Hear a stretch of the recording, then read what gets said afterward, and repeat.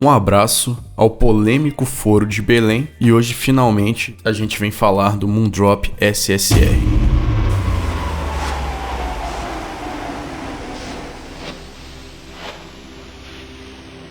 Então, gente, aquela coisa, o SSR é daqueles fones com unboxing pífio, né? Tipo, não tem muita coisa aqui pra se dizer. Tem um excelente cabo, tá? E um kitzinho básico de ponteiras é basicamente isso. Por tabela, o fone custa $40, o que faz com que ele concorra numa faixa muito boa, tá bom? A ergonomia do SSR é muito boa. A vedação é fácil com a maioria das ponteiras. O isolamento é bem mediano. Agora falando de som, a gente vai ter alguns adendos mais pra frente em relação ao primeiro ponto, que é a extensão, cara. O SSR apresenta uma extensão muito boa, com uma fluidez ideal. Foi um dos poucos fones que passaram aqui que cumpriram todos os requisitos da bateria de testes, tá bom? Normalmente isso acontece em fones mais caros, mas tá aí, ponto positivo. O SSR também é um fone com uma sensação de resolução muito boa. Ele tem uma transparência que eu diria adequada, tá? E a sensação de velocidade dele, muito por causa do tuning, é bem satisfatória. Para falar do tuning, antes eu tenho que fazer um adendo aqui que existe uma teoria até muito bem embasada, tá? De que o SSR deve ter passado por algumas revisões com o passar do tempo. Ele não é um fone novo, né? Ele já teve inclusive um outro modelo derivado, que é o SSP, que é basicamente o mesmo fone com um filtro diferente. Mas, como vocês podem ver aí na tela, para não falar que é por mim, o Super Reviews fez medição de 4 samples diferentes, 4 unidades diferentes do SSR.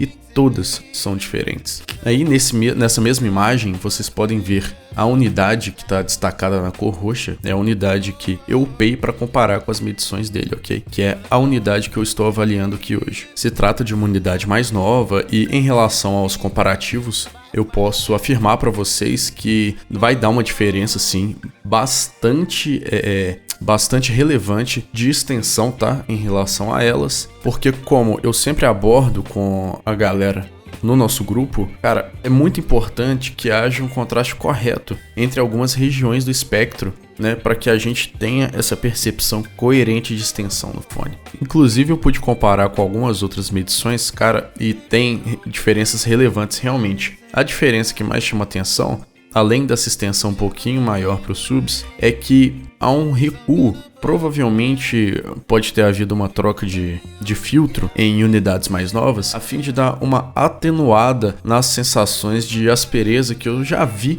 sendo descritas no SSR e que eu não percebi na minha unidade. Então, seguindo, falando sobre o tuning, gente, o SSR é um fone analítico, tá? Bastante quente, bastante brilhante. Acontece um fenômeno interessante no SSR, as melodias mais graves apresentam poucas texturas próximas, enquanto que as melodias mais agudas elas são apresentadas na sua cara. Isso ainda ocorre de forma coerente, tá? E para mim o único problema relevante do SSR é justamente esse contraste que acontece nos subs mais agudos com os graves, e ele vai ter um decaimento muito extenso até a região dos médios. O que eu quero dizer? Ele é um fone mais quente do que ele deveria, com muitas aspas, tá? Porque é uma questão de abordagem, mas isso gera alguns timbres incoerentes. Apesar de ser muito agradável, cara, tem algumas coisas que elas literalmente soam errado, elas não deveriam soar assim.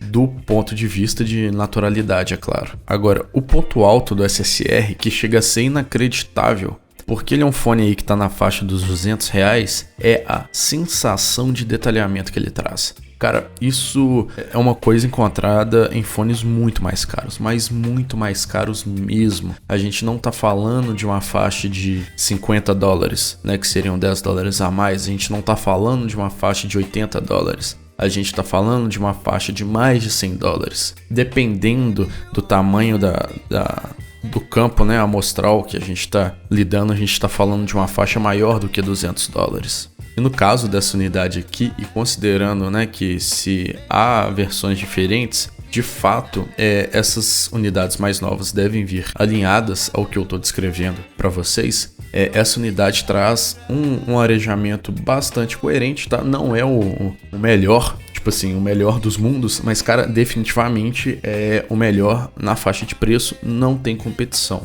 Então é um fone excelente para poder apreciar, um fone para uso casual, tá? É um fone para uso casual muito bom, inclusive pelo valor dele, né?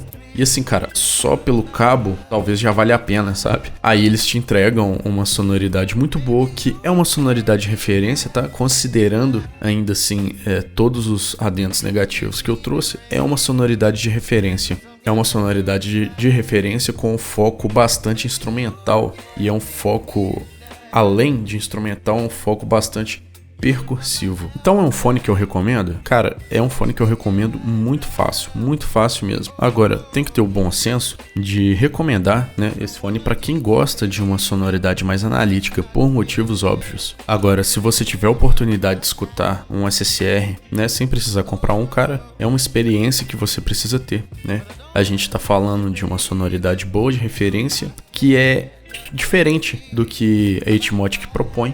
É diferente do que o Exa propõe, por exemplo, e é diferente do que a própria Moondrop propõe na linha do que seria o Kato. E a recomendação de hoje é o Heligoland do Massive Attack de 2010. Dê uma engajada aí com comentários. Boa noite, Gaguinho. Até amanhã. Dê um like, compartilhem se possível. Estão todos devidamente convidados para participar do nosso grupo aberto no Telegram, ok? Um grande abraço a todos e um ótimo carnaval. Vai pra casa, pessoal.